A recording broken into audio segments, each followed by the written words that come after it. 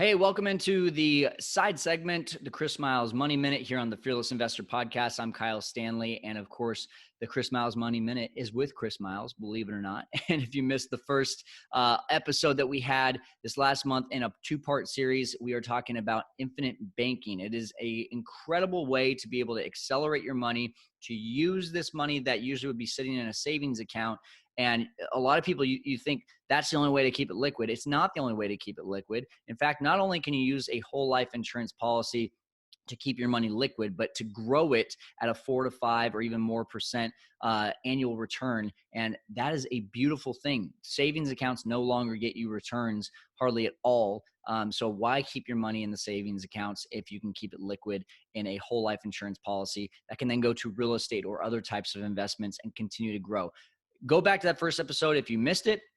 Go to fearlesskyle.com/Chris Miles to speak with Chris, to get an evaluation, to find out how you can get to retirement earlier. But now we're going to jump into it with Chris Miles on what the difference is in all of these different life insurance policies.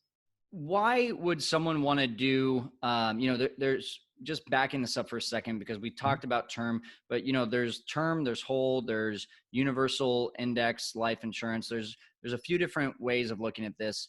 Why this amongst the rest?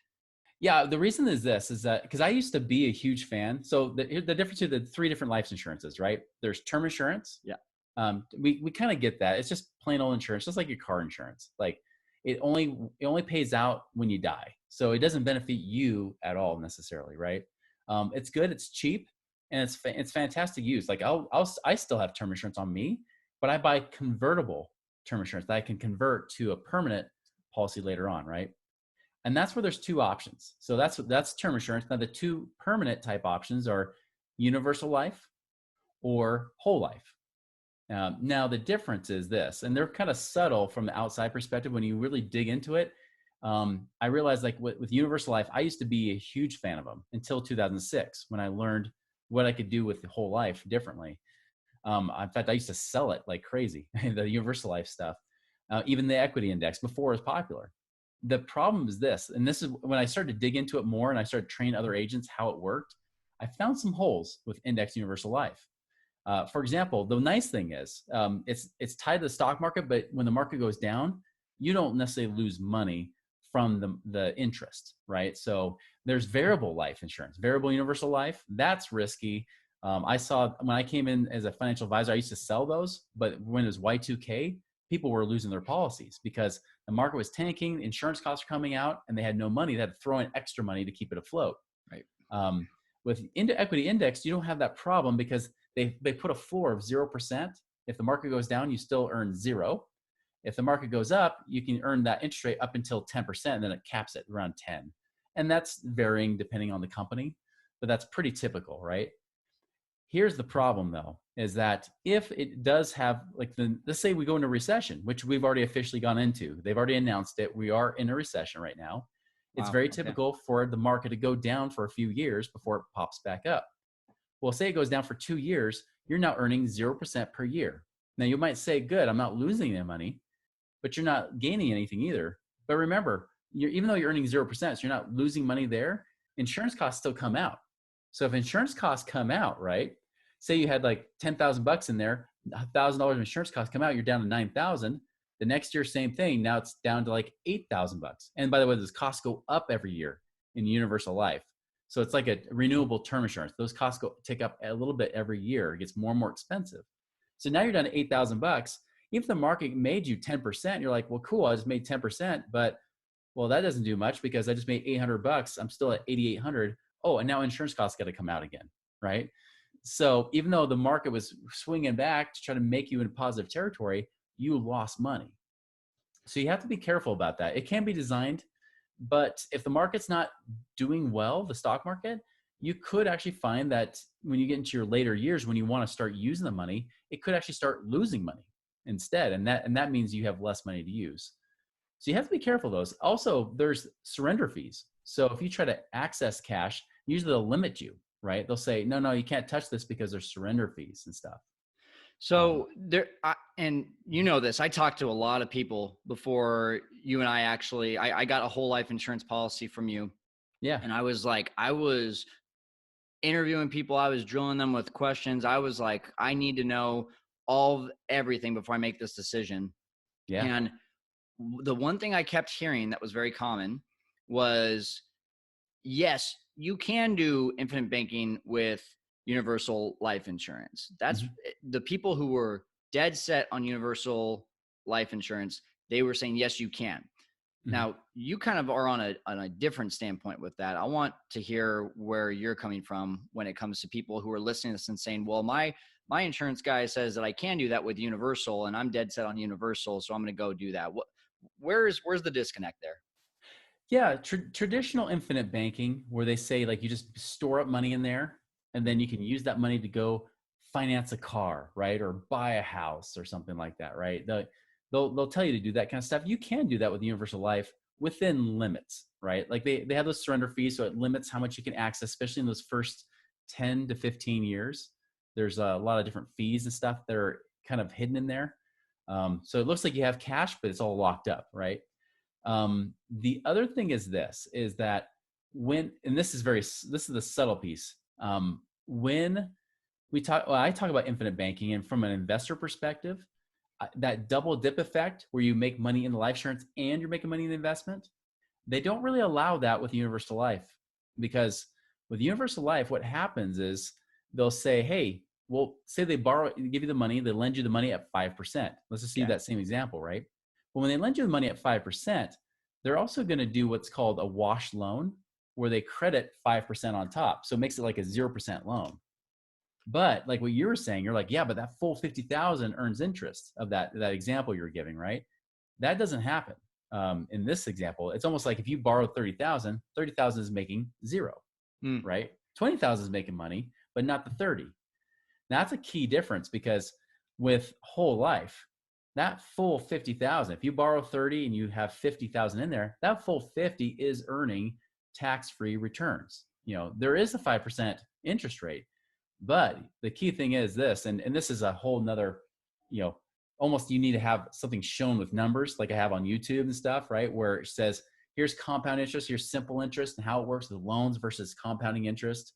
The thing is, if you're using the cash flow from your investments to pay back into the policy, even if the interest rate's higher, you'll out earn it because of how it compounds compared to what you're paying on that loan interest rate. So that's a bigger concept right there. But the key difference is this, is that there's no double dip effect with the Universal Life. That's where it doesn't exactly give you that full benefit.